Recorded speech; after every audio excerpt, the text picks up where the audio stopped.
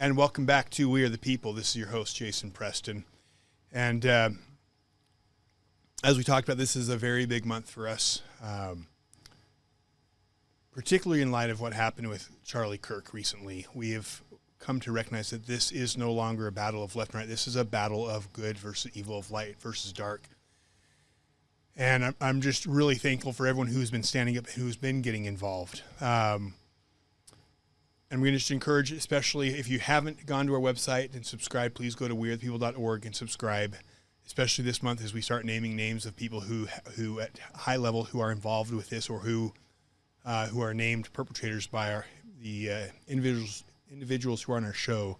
There is a likelihood of our content getting taken down. And if that happens, we're asking people to subscribe. You can also sign up there to volunteer as we are making an effort to organize a volunteer army. And today I'm really excited to bring on someone who I came across for the first time when we did the vigil. She's an incredible young woman, and she has an incredible story. She has a YouTube channel, and I'll have her share that so you can follow her there. But her name is River. She's a Utah native. She's born and raised in Sandy. Growing up, she was trafficked into the Church of Satan, where she experienced ritual abuse.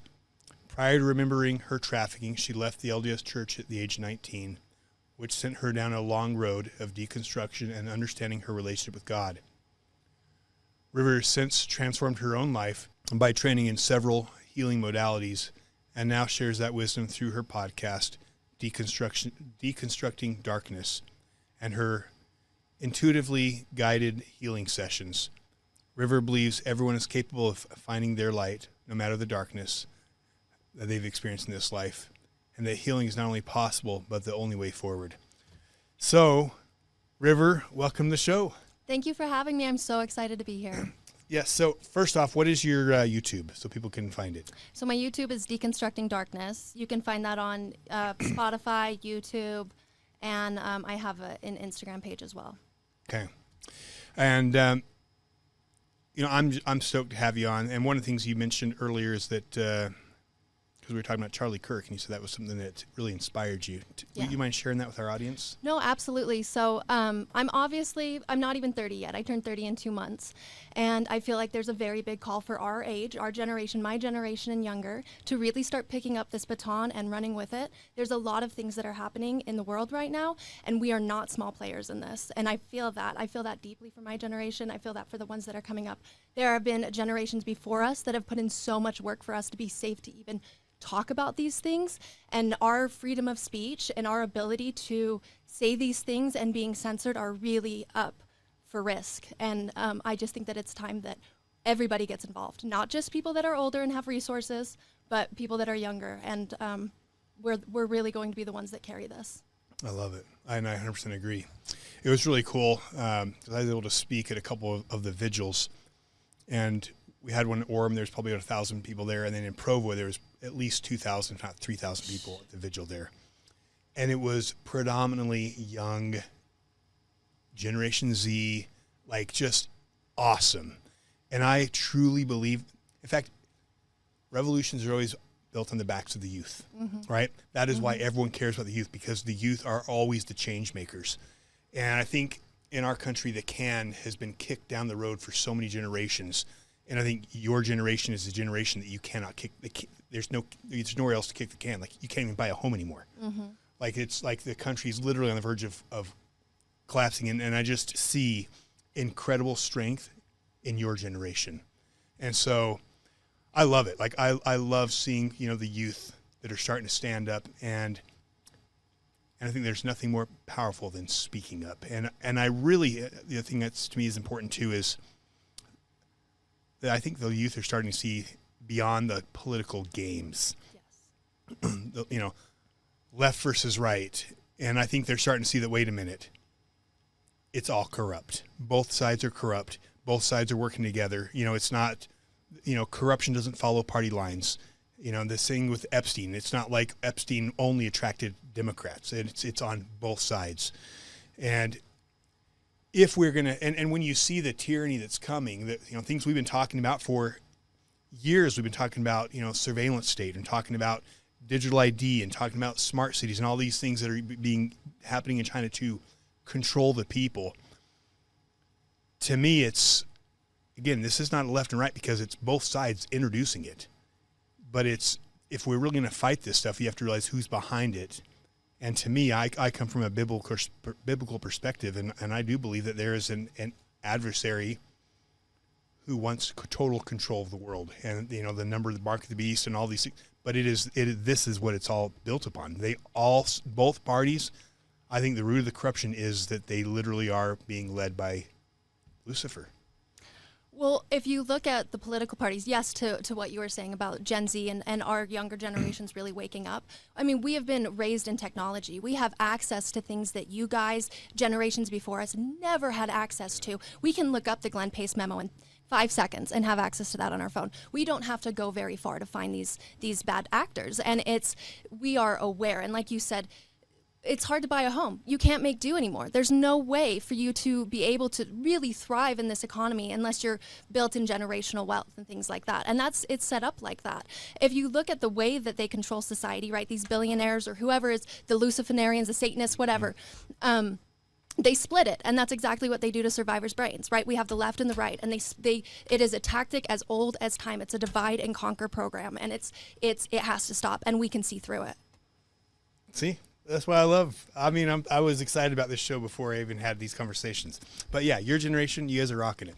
So, River, tell us your story. Like I said, I was a 90s baby. I was born in the millennial generation and was very typical Mormon growing up. Nothing seemed sinister on the surface. Nothing really seemed that off. There were always red flags. If I could describe it, it felt like growing up with the background that I now know, it almost felt like there was a part of me that was like behind it, like a soundproof glass wall that was banging on the other side every time like red flags would be raised.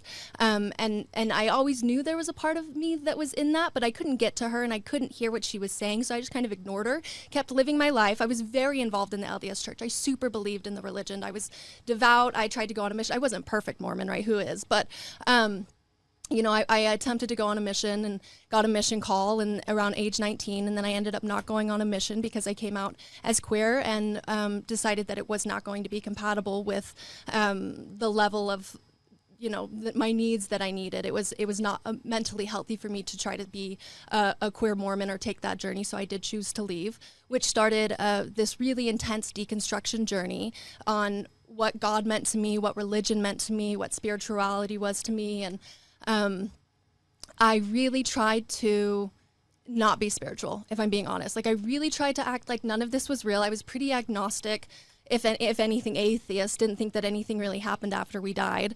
And that was also when I was the most depressed in my life. I started noticing that I would go into these existential crises of like, have you seen the size of Jupiter? Have you seen how big it is compared to Earth? Like, what is the point to any of this? None of this makes sense. I couldn't find any bigger reason for all of this. And I had a couple of experiences that were very divine and very led. Literally, one saved my life. I was on the brink of taking my life, and there was a divine intervention that happened. And I was like, okay, maybe there's something more going on here. Maybe there is something deeper that's happening.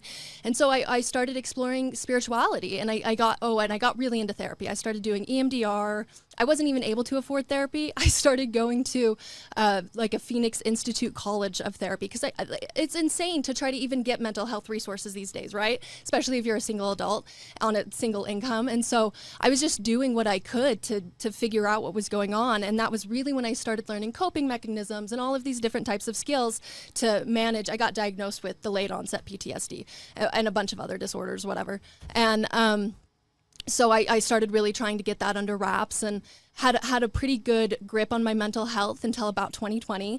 And February 2020, I ended up just going into PTSD attack after PTSD attack for like weeks on end. And I couldn't figure out how to soothe it, how to figure out what was going on. Called my therapist. She was like, you're doing all of the coping tools that we've told you. Like, you might need to go inpatient. And I didn't want to go inpatient because I felt like they were just going to, not that I'm against pharmaceuticals. I think if you need them, go for it. I have pharmaceuticals that I've used in the past and have really helped me. But at that time, I didn't feel like it was something that was going to be good for my journey. I wanted to get to the root of what I was experiencing.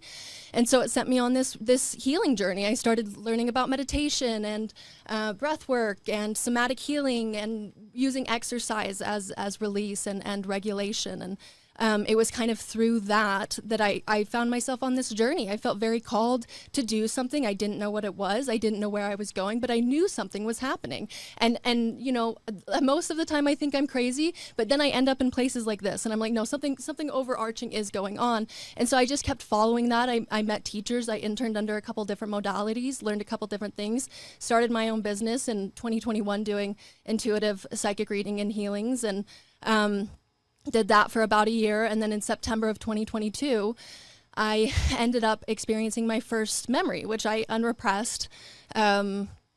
And that was really awful. The first unrepression that I experienced was just of incest.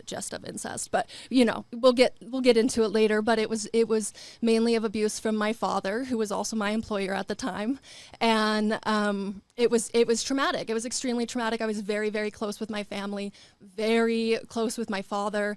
Never had any idea that anything like this had really gone on, and so of course it sent my world spiraling. And I had to use every single tool I had learned from my last years of learning coping mechanisms and to keep alive, because of the level of intensity that I was experiencing. And I kept unrepressing memories of abuse, mainly with my father. And then about a year into, it was actually like almost exactly a year of the anniversary of my first unrepression, I unrepressed memories of satanic ritual abuse.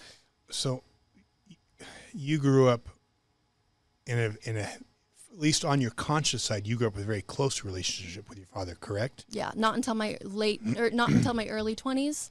We were pretty estranged growing up, but I really, when I came into my 20s, I was like, I want to have a good relationship with my dad, and I facilitated that. Okay, so from 20s till the time you have your first memory, you guys are pretty close. You're working together, and as far as you know, like your relationship is solid. Yes, we were best friends. We were best friends. When I say we were tight. Okay, so you're best friends. You're working with him, and all of a sudden you have a memory, and all of a sudden you realize he'd abused you. How did you approach him? How did you handle it? How did you process that?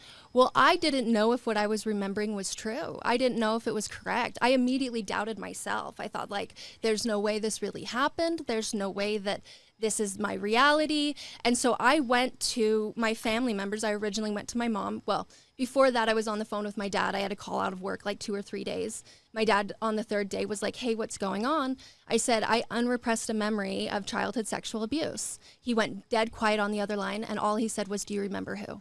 Didn't ask if I was okay, didn't see if anything else was going on. And I said no, because I didn't want to tell him that it was him at that moment. I needed to figure out what was going on. He hangs up that phone. We worked at a family business, so my big brother is also there. He turns and looks at my brother, and he goes, Emily, which is my birth name. He's like, Emily wants to go to therapy, and she's mad at me.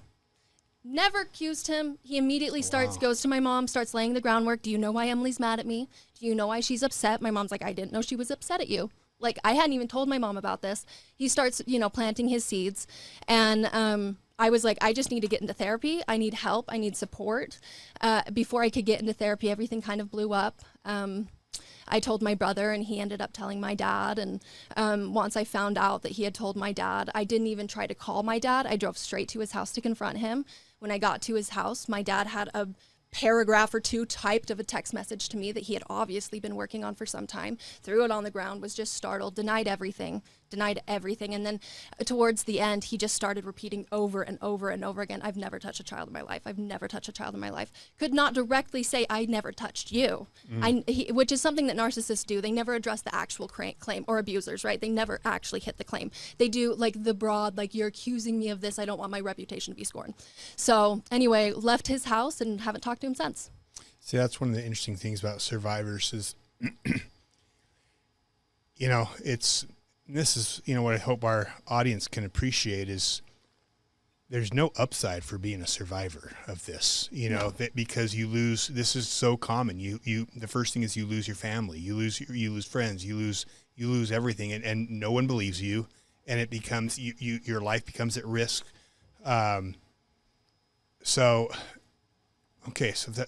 Just no upside. And I don't know how you process that with your father. I'm sorry. So a year later, then you start to have, after you pull away, then you start to have more memories, and now you start to have the ritual memories. Tell us about how that came about. Yeah, so for about a week before leading up to my 1-year anniversary, I kept smelling like goat pee or just pee in general. I didn't know why. Like, I will have full physical sensations of these memories in my body that will linger until I'm able to pull them out. And I just kept being like, what is this? And I was aware of what ritual abuse was somewhat prior to this, right? And it's one of those things where I'm never going to claim it if I haven't ever acted. Like, why would you want to claim that? Why would you ever want to go into that? And so there's no upside. Literally. And so I knew that there was something weird happening. I could feel my body really trying to pull out like a really heavy memory, but I didn't know what it was. And so I think I was just laying in a dark room trying to pull it out, and all of a sudden I started having this flash.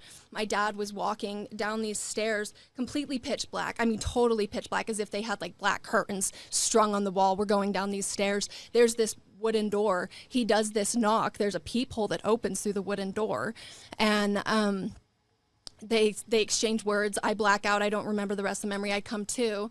And I was dancing. I came to because I was feeling hay beneath my feet. I was stepping on hay. And then I started smelling the smell of the pee. I realized it was goat pee, that there were goats behind me. Looked up, saw one of a trusted community church member sitting across from me on the ground. He was inebriated, drunk, or high on something. I don't know what it was. And he was with another man who I don't know who that man is. And they were in weird garb. I don't know how else to explain it. They weren't in their normal like ceremonial robes. They were almost like more in like red Roman toga type looking things. And I was in this like white dress and I was dancing and I was in some sort of weird state. And then that memory cut out. And then the next memory, I was laying on an altar and there was assembly. It was like an assembly. There were like pews of people to my right. And I was laying there and there was a man above me and there was a goat that was hanging. And he slit the goat's throat, and he drizzled the goat's blood all over my body. And then in my mind, I don't know if I was in a drug-induced state or if he physically cut the goat's head off and put it on his, but then he began to rape me as I had been covered in blood and after the sacrifice had been made. And that was the first memory that I unrepressed. How old were you? I was in that memory 3 or 4, really little. Yeah. Horrible. How did you process that? Like, what do you do with that? Do you want me to be honest? Yeah. I wanted to kill myself. That is all I wanted to do. I did not want to live in that reality. How? You know what I mean? Like, how do you make sense of anything that's been happening? But at the same time, the characters that you're remembering in your story are running away from you, are acting weird, are all of a sudden outing themselves in different ways that you've never seen, behaviors that you've never experienced, sides of them that you've never seen. And so it's not even so much that I believed myself, it's that everything around me started getting so bizarre that I was like, there has to be something here. There has to be. And as I've learned more and unrepressed more, I realize how big this goes and how it is all connected. But when you're in it, and they also put programming, right? Part of the abuse that they do to you is such intense conditioning. And they scare you in ways that you would never even possibly be able to come up with on your own accord. I mean, I've seen things and I've remembered things that I would never even think existed. And so it's one of those things that just, you can't logic it. And then you start talking to other people and you're like, we all have similar memories. How is this happening? Why is this happening? Like, how are they covering it up? But then to grapple with how big it is and how large scale, it's like, how is this even real? You know? So you mentioned someone in your church community. Is that someone in your ward or stake or? Yeah. I believe he's a high councilman now. High councilman. Okay. Yeah. But at the time, and he's also, I feel like if I give away too many identifiers, people will know who I'm talking about from my homework. You can say what you're comfortable saying and not what everything is completely, this is you. He worked for the LDS Church too. Okay. Hey guys, just a quick little message. I want to thank you for all of your support. This fight means the world to us. There is nothing more important and there is no cost we will not pay to fight it. One of the things that allows us to fight, especially with the lawsuit We do have to have funding, and we have partnered with Sentry H2O. We partner with them because I absolutely believe in what they do, and I believe it is necessary. We've talked about how toxic the water is in this state. There is a reason we have the health issues that we have in this state. The people struggling with gender, all these issues that are coming up right now with the low testosterone, what's in the water, the pharmaceuticals that are being found in the water. Sentry H2O filters all of that out, but leaves the minerals which are designed your body needs. If you don't have a water system, please look into it. Check it out. They have a whole house system, but they also have something for those of you who can't afford it, just simply an under the sink RO unit that is just a little over $300, especially when you use our code, We Are the People. If it's something you're interested in, please go to our website, wearethepeople.org, click on Wellness, and then scroll down. You'll see the options, and make sure you put in We Are the People for your 10% discount. This is how we're funding our fight and also trying to make a difference at the same time. So thank you for all your support. Thank you for fighting with us. We believe in you. We believe this matters. There's nothing more important than the fight for freedom, and we're just thankful for everything all of you do to help us in the fight. God bless you, and we'll get back to the show. So what happened next after you started having that and unpacking that, and your family obviously distanced themselves or starts acting weird? Yeah. So after I had the conversation with my brother, told him that I had memories of Dad molesting me. He didn't want to know anything. He just said there are two sides to every story, and then never talked to me again. I mean, we've talked now, but it wasn't for a good year until my mom got remarried, and we started having to be around each other. Me and my mom were estranged for about 6 months, and then we started working on repairing the relationship, and this all has been very hard for her, obviously, to try to understand how this really happened and how this all happened in her household. But she's very supportive. She tries her best to be there for me, and I'm so grateful for that relationship with her, and know that that's one that some survivors don't ever get. But things are still extremely fractured with my siblings. My little brother and I are fine, but my big brother and I know I'm not an aunt to, my nephew. Unfortunately, he was 3 months old when all of this came out, and all I wanted to do was to be able to be an aunt to him. I lost him, unfortunately, and it's devastating. As far as your abusers, typically it is generationally and through, the family lines. Have you looked into that, or do you know who your abusers were? Yeah, so actually, I do know who my abusers were. On my dad's side, my grandpa was a Freemason, and he was very involved in occult practices.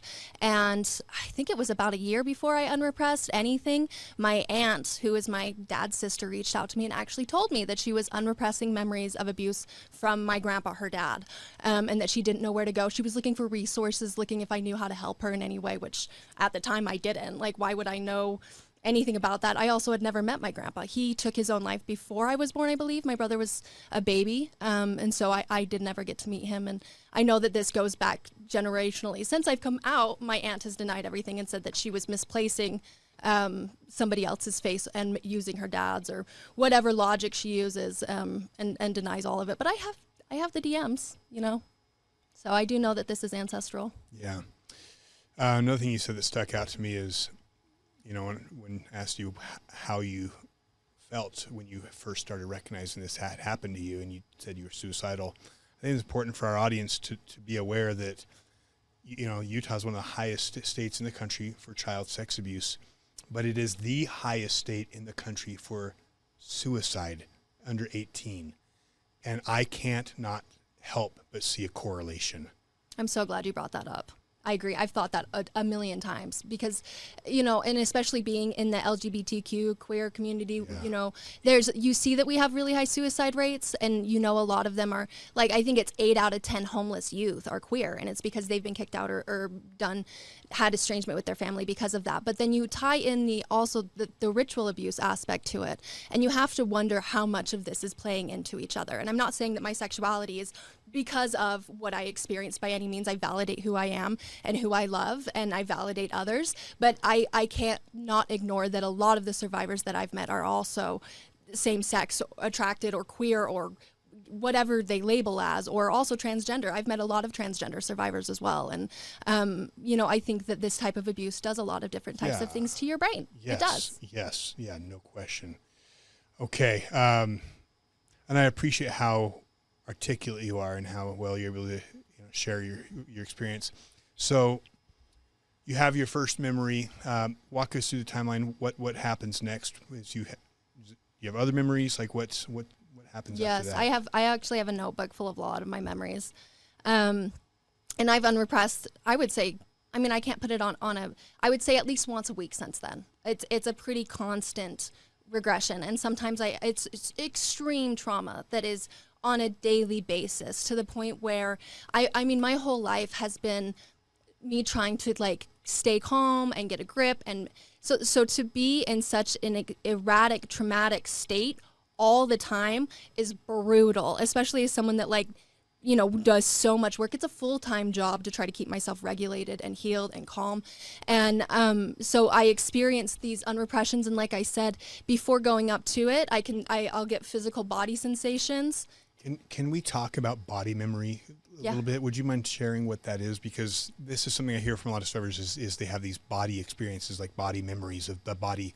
The body remembers the abuse. It does. Would you mind explaining that a little bit, what that looks like and feels like? Yeah, it feels like, when you get really, really, really, really triggered, and it's kind of like there's almost a ball of energy or something that just needs to be expelled. And that's why like our bodies go into such erratic states and we start screaming or yelling if you don't know how to manage it. Or if you do breath work and you move it out of you. Breath work is a lot of movement, or people will go on runs. It's similar to that, but it's almost like a piece of yourself that you're opening up. It's like a chapter or something that's being delivered, and you will experience physical sensations before it actually happens. So I've had super bad body pain. I will have my hips hurt. My hips will hurt like crazy for days before I unrepress. And I know that's because of my little 4-year-old body, 5-year-old, however, whatever age, trying to release that trauma. And time isn't real.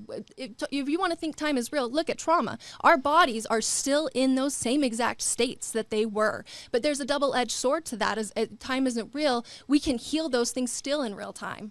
Yeah, because it's interesting, because I've talked to people who've as they've unpacked memories of certain types of abuse, they actually will see welts and things pop up where the abuse was, or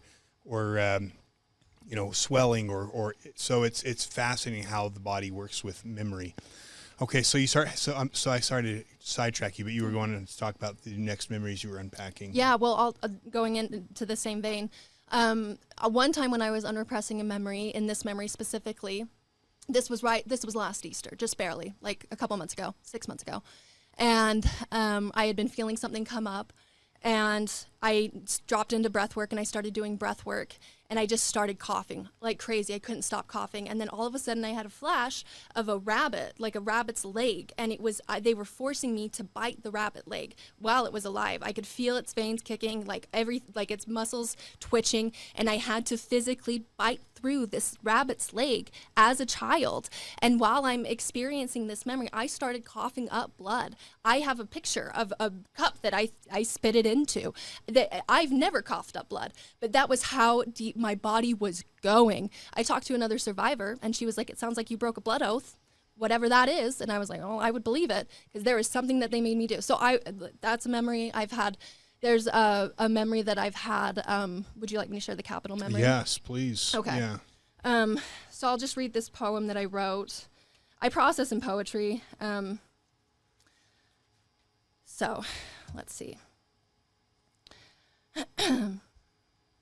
I'm flashing with so many violent memories, initially and still really angry.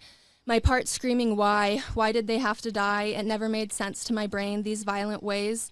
Skulls smashing, babies being slammed to the ground, eyeballs being pulled out, hanging off their face until the priest cuts the single remaining vein. My best friend, who grew up only known in the cult, a boy born and raised with us, tortured and abused with us, and upon turning 8, he met his fate. A tool for torture since birth, let him get close to the kids in the group. Then as our baptism, we watched him fall from many floors above. He never got back up. For 8 years, they grew a most dark and twisted game that I'm still forced to play in my head to this day. So in that memory, they have children that are born and raised so that are just a part of the group. They don't have social security numbers, they don't have IDs, and they just stay underground, wherever these things happen. And they use these children to be in the groups with the other children, form relationships. It's just another way that they make sure that you don't ever talk. Any relationship that you have that's good will end, and we'll make sure that anyone that you ever love will die. And if you dare speak about this, just showing you the power that we have. This memory took place at the Utah State Capitol. We were in the rotunda. I was standing there. I don't know if this was his I said baptism as like a rhyme, but we were 8 years old at the time.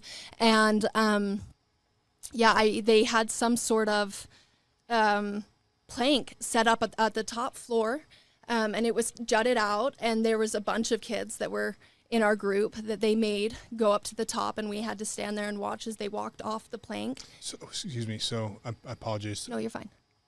Is this inside the Capitol or outside? No, inside the Utah State, in the rotunda room. You know, that big, have you been inside the Utah? Yeah, it's just all granite. There's like a huge, I think it's like where they have dances, ballrooms, you know, the same place I went to prom when I was 16. They did it there, and they had him walk a plank, and we had to watch. Okay, so sorry. So go ahead and, so who are you with? I'm with several other children from my ward and stake. Okay. And then was this part of the ceremony or? Yeah, it was part of all I know is everybody was in their ceremonial robes. There were rows of people. It's almost like a sacrament. Like they sit and line up and they watch these things that are happening. Sometimes they're chanting, sometimes they're praying, sometimes they're singing, and they will conduct these rituals while people are watching and doing these things. So were the people sitting down on the main floor watching, and then they had a kid up at the top? Multiple. Mm-hmm. Walk off a plank and just... Yeah, slam to their death. Yeah. And you were just forced to watch that. Yeah, and they're children that are our best friends. They are kids that they let us get close to and let us have relationships with, so they could make sure we were never going to be close to anyone in our lives, to make sure that subconsciously we would always believe that everyone we loved would die, and if you ever talk about this will happen to you too. The conditioning, the grooming, and the programming is insane. It is insane, the things and the lengths that they go to make sure that these things never come to light. I mean, whole people that they birth for these purposes and sacrifice for these purposes. Jeez. Yeah, pretty awful. So do you know who was involved? I mean, it depends, like it's a big group, so you wouldn't know who's involved with the Capitol. It was politicians. One of my biggest abusers was a longstanding mayor.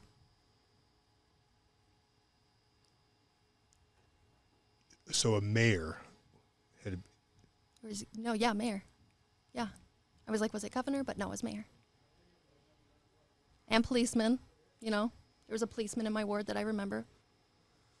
Where did you grow up? What city? I grew up in Sandy, Utah. Okay. I grew up 8 minutes away from here, actually. And you know what's crazy is at your vigil, I met another survivor that grew up 3 minutes away from me. My same stake. By chance, do you guys have any shared memories or perpetrators? We've kind of, but we've never super been given names deeply. We've met up and, you know, I'll kind of be like, oh, do you know who this is? And they'll be like, yeah, do you know who this is? And I'll be like, yeah. But we haven't been like, oh, I remember this person. But you were abused by a mayor. You've been abused by a police officer. Bishops, stake high, you know. I know that they were up there. Yeah. Jeez. All right. Yeah, it's hard. Yeah, River, it's so hard. I know it's hard for people just to grapple, you know, that there can be this type of evil. But honestly, this was what was hard for Alexia and I is, you know, we started, because we'd read the Hamblin Girl Statements. This one thing reading about it, in paper, you know what I mean? That's very painful to read it. That's really hard to read it, even reading it. But it's another thing when you sit down, you know, and have conversations with incredible people like yourself. And it's hard for the average person to grasp that this is happening underneath our noses. It should be. This shouldn't be happening. This should never be happening. Why would we think that this was normal? Why would we think that any of this was happening? You know? But do you know why we should?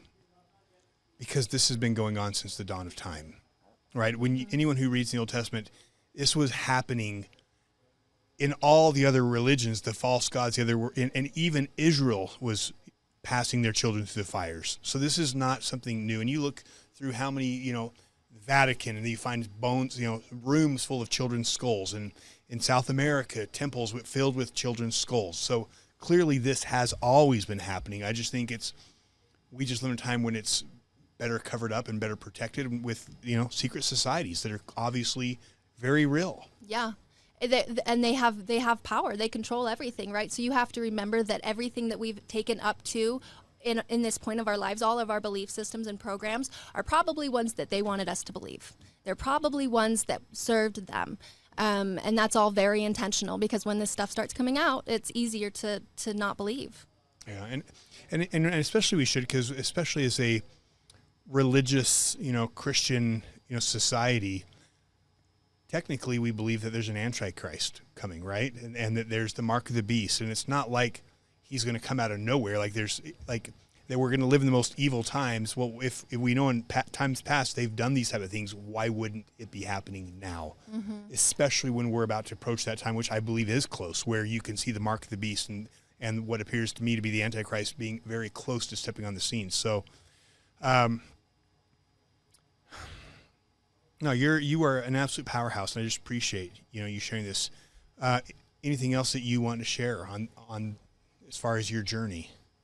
Yeah, another memory that I've had is, and this one I share just to hopefully for other survivors that might be dealing with their own programming or their own issues that they feel might be them, and it has nothing to do with them, but it's things that we've experienced.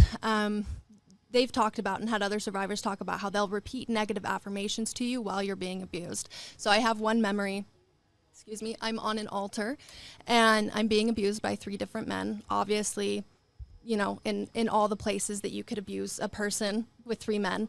I don't want to go into too much detail. But while I was being abused by these men, they had a female figure that was very close to me come up into my face. Well, first of all, I was reaching and begging for help. I was screaming. I was in pain. I was just asking for somebody to come and help me.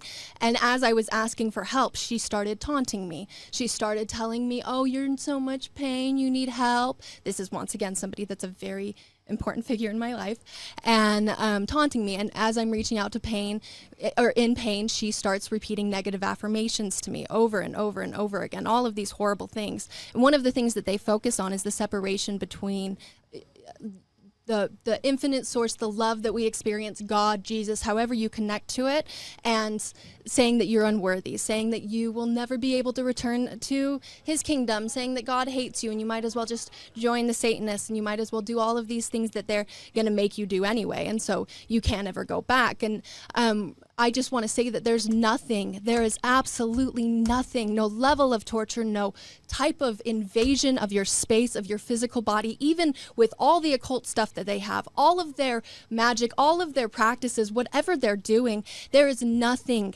that can take away that spirit that is inside of you. There is nothing. And all of this is really scary. All of this is really dark, right? Like, we have been so groomed to not think that this is happening, but like Jason said, there's records of this throughout history. This is not new. This is just forgotten and shoved under a rug. But genuinely, there's nothing anyone can do that can take away your light, that can take away your love, that can take away the light of Christ that you have inside of yourself. We carry that no matter what. We are inherently worthy no matter what because of that. It doesn't matter what I come on here and say. It doesn't matter where this podcast goes.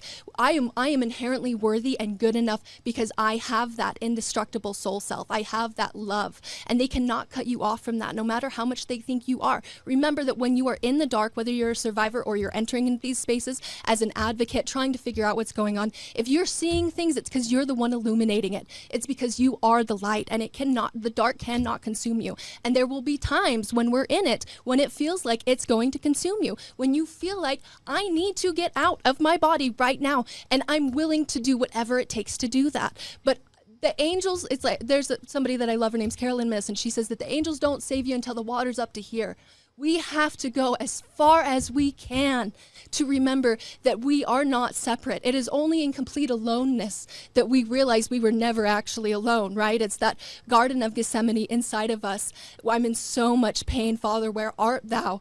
And thinking that you are completely without help, but you are the help. You are the miracle. We are the answers to these problems. And we need to lean into that and not be scared of these things, because they prey on that fear.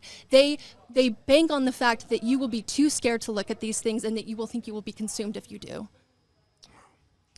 So thank you for sharing that. And I can promise you that will resonate with people. So you've started having memories, but you've come out and been vocal. You've got a podcast. Mm-hmm. Tell us about your experience once you started talking. Yeah, so I released my Substack, came out publicly, of my survivor story almost exactly a year ago. I think it was a year ago tomorrow. And so I shared that publicly. I was living in a rental space in July. So obviously July, August, September, October, 3 months, right?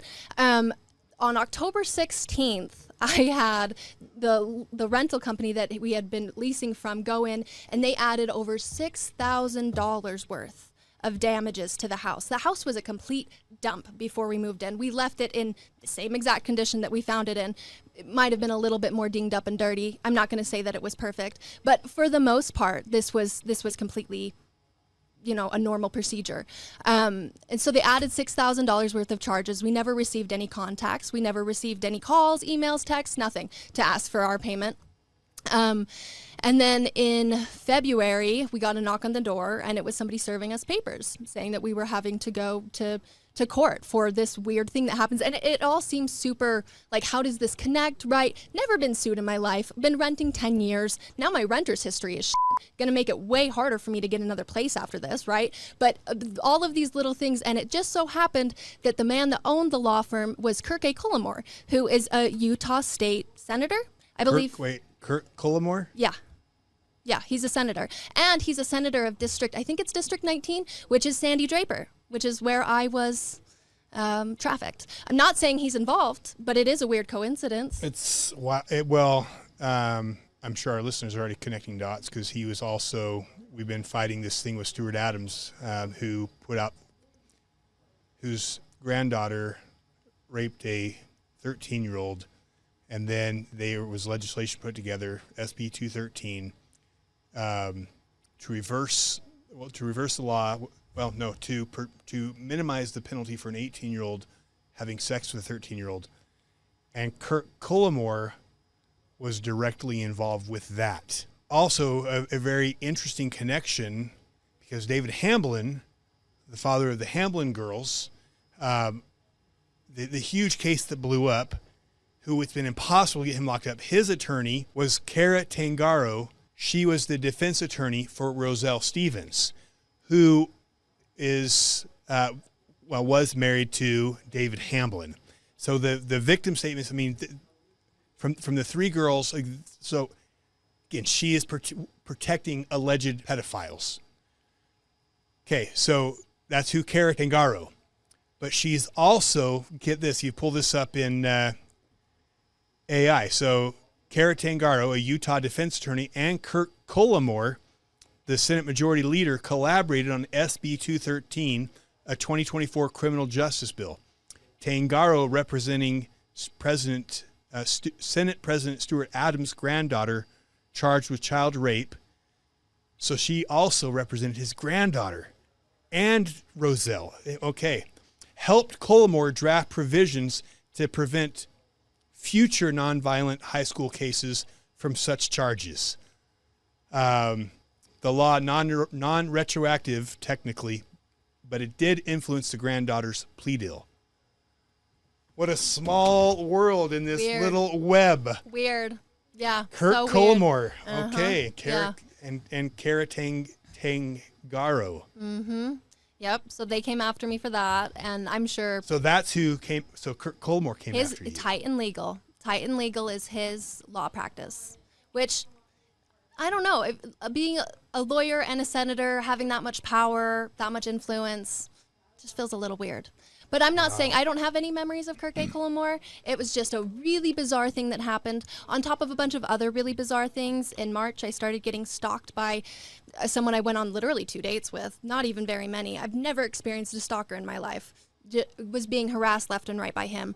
And then in May, I posted on my Deconstructing Darkness podcast channel basically me rereading my Substack and adding in more details. Because when I did my Substack, I didn't remember all of what I had remembered now. And it's an ever-growing journey, but I went through it and talked about it. And then I think it was that weekend I came back. I went on a trip and I came back and I noticed that 2 back tires of a van that I used to own, I had sold it at that point. But they don't, whoever is doing this doesn't know that I don't own that van anymore. We're completely flat. And I was like, oh, that's really weird. I didn't get it checked out. Not my van anymore. Not my problem. I'm not going to, do all that. And so I just left it. The flat tires just sat there for like a month in front of my house.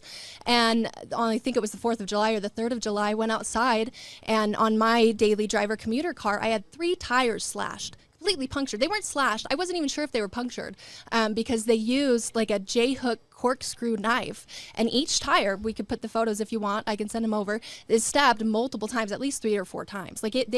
Whoever was stabbing my tires was pissed that I didn't care about the first time and wanted to get me hard the second time. So took them in, had them tested. They came back and they were like, your tires were definitely stabbed. So I had that, and on top of psychic attacks, you guys understand how that works. It feels kind of crazy to try to talk about that in such a physical space, but you definitely experience a large amount of negative energy being sent to you. Large amount of negative energy being sent to you. That's real, and I will tell you, Alexa, I have felt that very real attacks, and it is real. It's interesting because you can feel it though. Like, you know something's wrong. You know you're under attack. Like, you can sense like something's not right here. Like, it's heavy and it's hard. And actually, like, in a way, I'm not going to say anything about what I'd rather have because I don't want it's all bad. I don't want to invite anything, but it's hard. But it's hard. And it's forced me to really, for me to really spend more time in prayer and scripture study and in light, because that darkness is real. So talking about this is definitely not brought, you've lost so the cost for you to be talking about this has been enormous. Mm-hmm. Not even counting the amount of trauma. I crashed my car in the middle of a PTSD attack, completely totaled it. Like, I've gone through so much shit because of this. I'm not a victim to it. I believe that I chose this life. I believe I chose this path because I saw something and I thought I could help.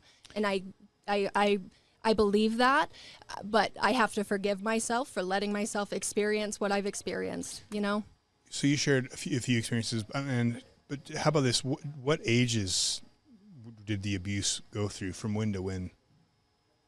Originally, when I remembered, it was 2 to 5. I've had memories now all the way up till 13, 14, 15. And you're still having memories. Mm-hmm. I assume that continues to go on. Mm-hmm.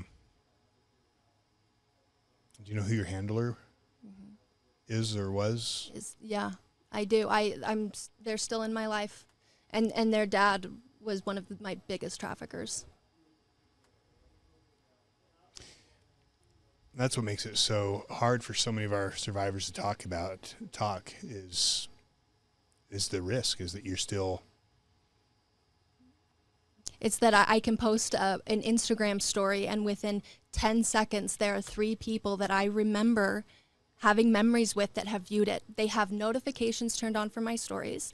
They are the first to like things. They're the first to make sure that I know that they're watching me. It sounds crazy, but I know that they are keeping their eyes on me, and I feel them telling me to keep my mouth shut. But there will be a time. There will be a time. This ship is sinking. This story's been wrote. We know that this wins. We know the light always wins. It won't. There's no way that this is going to go down. It's already happening. So I have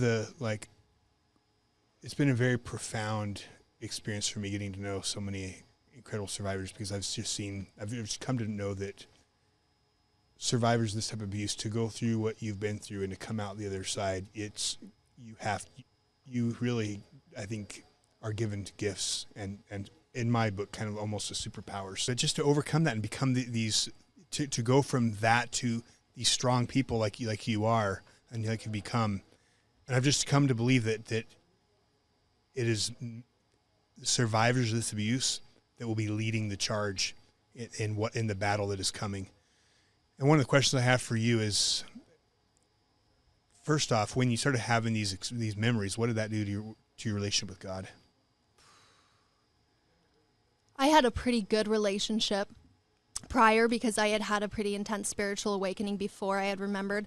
I knew immediately that what I was experiencing was part of my divine plan.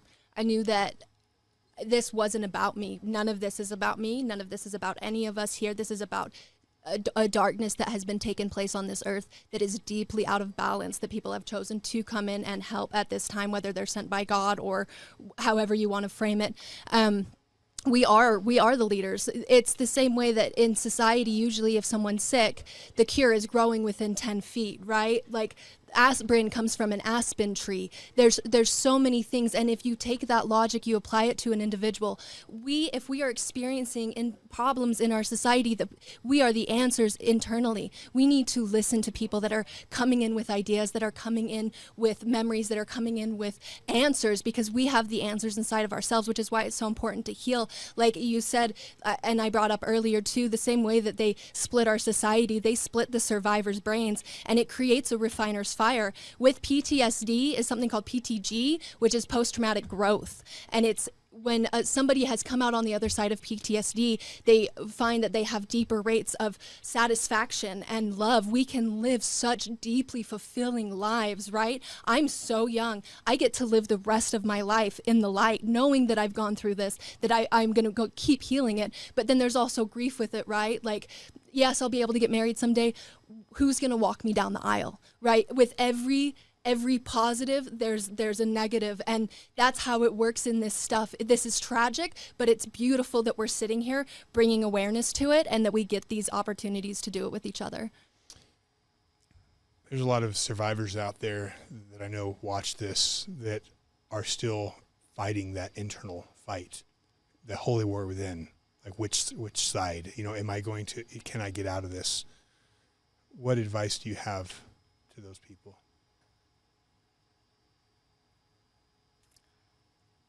This is hard, and it takes work and it takes practice, but be the person that you needed when you were 3, 4, 5, 6. You need to take care of yourself. You need to parent yourself. Last night, I had a horrible PTSD attack, but I told myself, look, girl, no matter what, we're waking up and we're going to that office tomorrow, and we're going to share what we have to say. I don't care what kind of bullcrap you want to throw because of my trauma. You have to be able to kind of nurture yourself, work with yourself, and you can't keep letting yourself fall into the programming. You have to actively be on top of your programming and recognize, have awareness. This is not me. This is something that they want me to think or they want me to feel. Get resources, start doing somatic therapy, whatever modality calls to you. You could go to therapy, EMDR, do breath work, but take care of yourself. Take care of yourself. The biggest basis is 3 meals a day.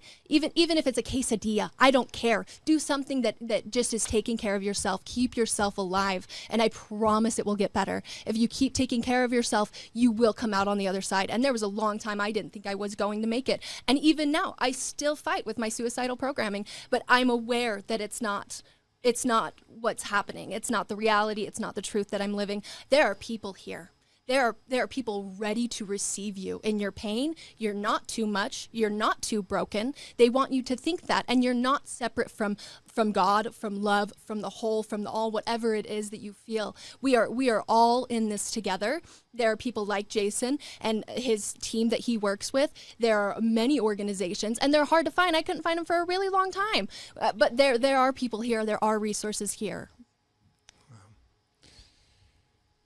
And I think the neat thing is, I think we're in a place in this world where, I think they did such a good job in the late 80s, early 90s, when all this stuff first started coming up. People are having memories, and it was becoming like a mainstream topic that this was real.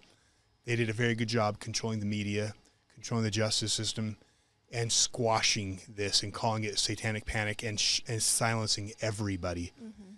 But I think God is at work, and I think because of social media, because of citizen journalism, because we can all have our own microphone, and we're not controlled by the same few people and companies. People are recognizing that this is real. Like, I know this is real. Like, there's no question this is real. And this is at the foundation of this state, the financial foundation, the entire foundation of this state politically. Everything rests on this. This is at the foundation of it all. And I think people across the country and here in this state are starting to wake up and realize this is real. Mm-hmm. And it's because of people like you. It's because of people who are coming out and having the courage, because it does take courage. And I hope you guys will put her in your prayers, because I mean, she's not far from this stuff. This is not very far in her past. And the people who have done this are here in Utah, still roaming our streets with no accountability, with impunity. And that is one of the things that infuriates me, is because, you know, in this state, you can get away with trafficking. You can get away with doing horrible abuse. But yet people like us that call it out, we're the ones that get attacked. So I hope you guys will keep River in your prayers. And River, let me ask you this, because I just value your thoughts, and you've been through so much, and I really believe God. I believe there is a God, and I believe that He has allowed you to go through what you went through, and probably at a great cost to Him as well. I'm sure He must have. I'm not sure. I know He suffered seeing, because I know how much we suffer hearing it. But I believe that He also knows and has given you these gifts to help lead and wake people up and to stand up against the darkness. So I guess my last question for you is this: what advice do you have for the people who are watching, who've not been affected by this, but who are watching and trying to understand this world, this world that is going on beneath our noses? I think this is several parts, but I think first and foremost is just not running away from it. Like I mentioned earlier, letting yourself sit in the fear, knowing that nothing bad can happen to you, and that we're uncovering things that need to be uncovered. All of this is related. All of this, I mean, I had mentioned this earlier, you can edit this out if you'd like, but you know, BYU is the only university in all of the United States of America that has a campus in Jerusalem, and Jerusalem has had a lot of weird ties leading back to it. This is all connected. There's a reason why they're trying to keep us quiet. So don't let it be quiet. Don't be too scared to talk about it. Don't be too scared to post about it. Really let your voice be known. And the more of us that are talking, it's harder to target that many people. It's harder to keep that many people quiet. It's going to be a movement. It's going to take time, but it's coming and it's here. And then after that, we need to make sure that we're electing people that are truly morally correct, that truly live in integrity, that don't just say they're Christian, that don't just say they're religious and use that as a way to manipulate people to get into office, but truly are in the light and in their integrity and in their truth. Because the one thing that they're trying to make sure we don't do is regulate. They're so scared of regulation, and because the moment we start regulating, all of this is going to come undone. And so if we can get the good players in there, or if you know, I'm not really sure how this is all going to go. I think that it just depends, but we need numbers. You know, I think that's the biggest thing, is there's safety in numbers. Yeah. So before we wrap up, do you have any final thoughts or call to action for our audience? I think that the one thing that they would hate to see us do the most is be healthy. I think that you tackling your own nervous system, your own trauma, you're not going to be able to hold space for other survivors if you're dealing with your own stuff. I think we need to heal individually. We need to heal as a collective. The revolution is in having a healthy, loving community that's not divided by all of these things that they have told us to be scared of. So that's one step of it. And then I think doing things like, for me personally, I'm planning on running the Salt Lake City Marathon in April. I'm not a runner. I'm trying to get up to 10 miles right now. But But do I know that that runs right by the Utah State Capitol and the Salt Lake City's temple, where I have memories of watching children die in there? Yeah. Do I know that that is my best middle finger to them, is to be happy and to live a good life and to let myself not be bogged down by this darkness? Yes. Feel free to join me if you want. You don't have to. You could come and cheer me on. Maybe we can get t-shirts made. I don't know. But it would be the thing that they want the least is for you to put back into yourself and to be happy, because they profit off of us when we're working and they profit off of us when we're dying. If we can be healthy and use our communities as support and leverage, we don't need to do anything else, and this ship will sink on its own. They will out themselves. They will out themselves. Remind our audience where they can follow you. You can follow me on my Instagram. I have Deconstructing Darkness, or my personal account, River Pitlick. I post on both. And on YouTube at, I think it's Decon Dark on YouTube, but you can type in Deconstructing Darkness, and on Spotify. I appreciate all of our listeners who are tuning in and who are listening and who are having the courage to suffer with those who suffer and to mourn with those that mourn, because that's, to me, what it means to be a Christian. And that's what Christ did. He didn't look away. He didn't turn because it was too painful to see what these,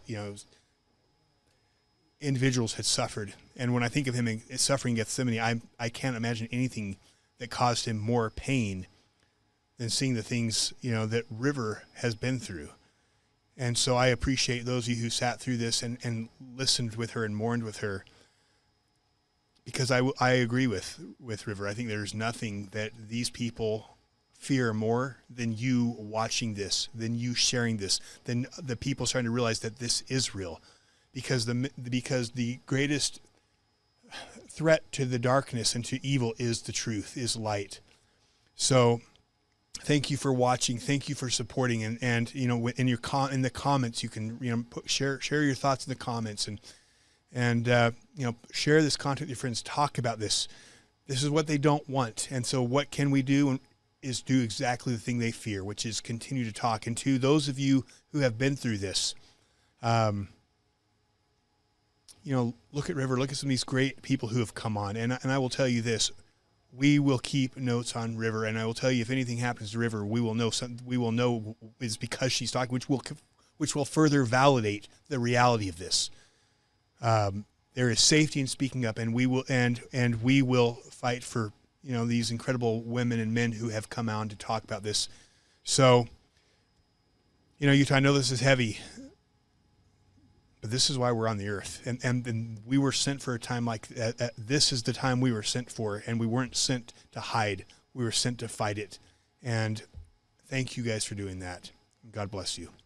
Most filters only strip out contaminants, and they do it poorly. Sentry removes toxins at a deeper level and adds back minerals. 75% of customers feel the difference in just 2 weeks. Install your Sentry Wellness System in just 30 minutes and enjoy water that fuels your life. Learn more at SentryH2O.com.